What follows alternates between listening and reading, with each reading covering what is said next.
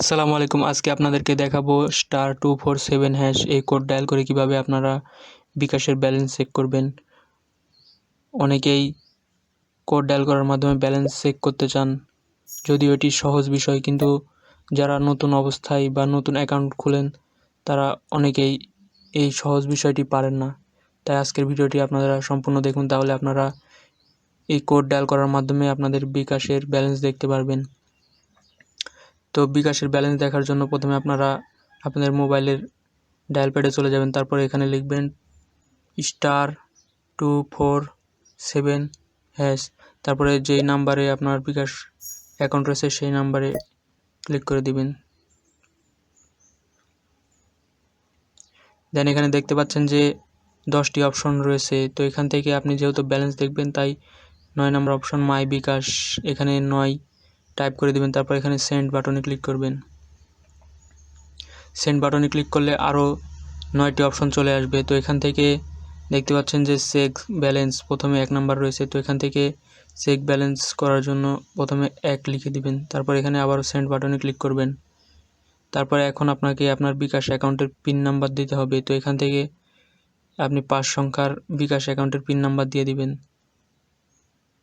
Pin number দেওয়া হয়ে গেলে এখানে সেন্ড বাটনে ক্লিক করবেন। সেন্ড বাটনে ক্লিক করলে এখানে দেখতে পাচ্ছেন যে একটি পপ আপ মেসেজ চলে এসেছে। এখানে দেখতে পাচ্ছেন যে বিকাশ কারেন্ট ব্যালেন্স টাকা, এখানে দেখতে পাচ্ছেন যে টাকার পরিমাণ দেখাচ্ছে।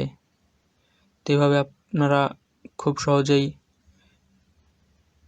এই কোড ডায়াল করার মাধ্যমে বিকাশ অ্যাকাউন্টের ব্যালেন্স দেখতে পারবেন, এবং এটা আপনারা আপনাদের বাটন মোবাইল দিয়েও দেখতে পারবেন। এছাড়া আপনারা চাইলে আপনাদের যদি অ্যান্ড্রয়েড মোবাইল ফোন থাকে তাহলে আপনারা বিকাশ অ্যাপের মাধ্যমে ব্যালেন্স দেখতে পারবেন। তো সেটা কীভাবে আপনারা দেখবেন সেটা আপনাদেরকে খুব অল্প সময়ের মধ্যে দেখিয়ে দিই। সেজন্য আপনারা আপনাদের বিকাশ অ্যাপের মধ্যে চলে যাবেন।